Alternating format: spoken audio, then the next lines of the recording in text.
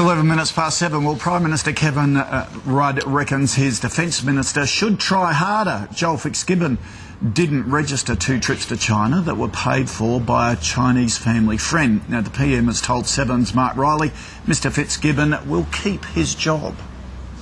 Prime Minister, should Joel Fitzgibbon resign? I've seen that Mr Fitzgibbon has apologised. It's right that he apologised. I'm disappointed that he did not make these declarations back then. I expect better of Mr Fitzgibbon in the future. It's entirely appropriate that the acting Prime Minister has demanded an apology of him and that he has rendered that apology. Wow, well, is all of that good enough? Let's ask our big guns of politics. Leader of Government Business, Anthony Albanese, and Shadow Treasurer, Joe Hockey. Good morning to both of you. Joe, I'll ask you first. I could see you shaking your head. Is it enough? Should Joel Fitzgibbon be stood down? Well, I'm concerned about, the pattern of behaviour at the moment. Kevin Rudd received free trips when he was in opposition from Chinese interests. Wayne Swan, the Treasurer, received these trips. Tony Burke, the Agriculture Minister.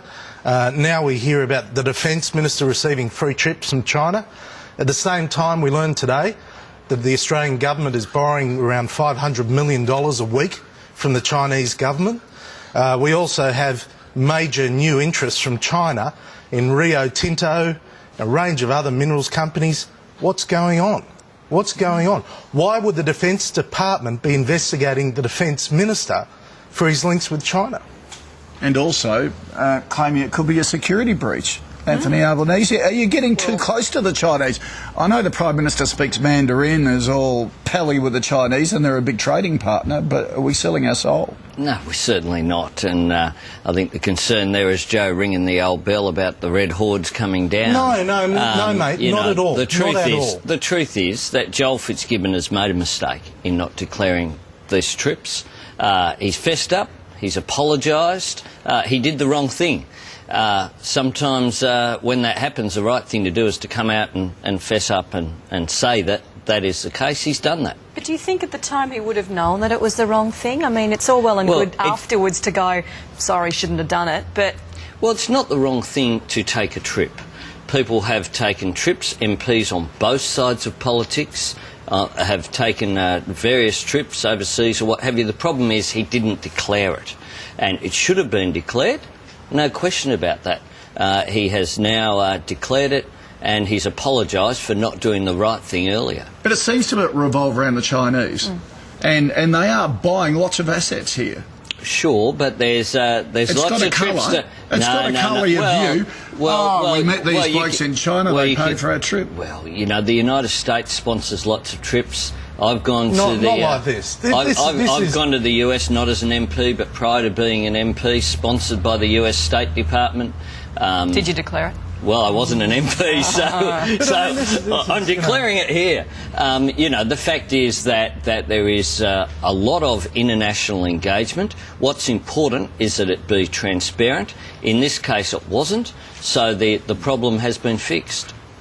I've just got reservations about what's happening at the moment. I think there are a lot of questions that need to be answered, and then we discover that Kevin Rudd had a meeting with the Chinese propaganda minister and didn't tell the Australian media. We found it. I mean, what's going on? What? So he's supposed to have... The Prime Minister's now the chief advocate for China entering into the G20? Oh, come on. Joe, you should know better as the Shadow Treasurer than to question whether Australia needs to be engaged with our major partners, whether it be the United States or Japan or China. Certainly it's important, that engagement. I went on a trip to China in January, I declare.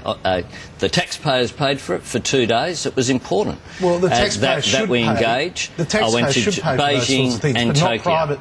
Not a foreign government. That's what I have in mind. Well, a foreign government didn't pay for this. No, that's what I'm saying. Okay, let's move on. Yeah.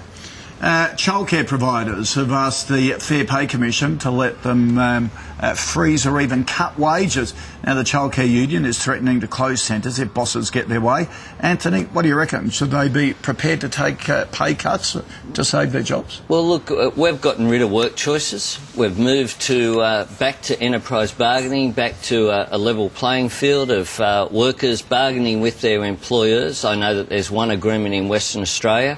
where they've agreed to a 10% pay decrease. That's been worked out between the workers at a particular plant and the employers. Where that occurs, we've got no problem with it. The important thing is that it be a negotiation, not a demand from employers. But is it? I mean, sorry, I've got to fly the flag for childcare workers here. A lot of them are young. Sure. They're paid $15 an hour. Sure.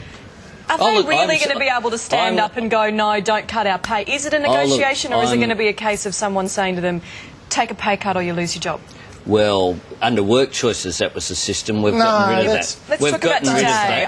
We've gotten rid of that.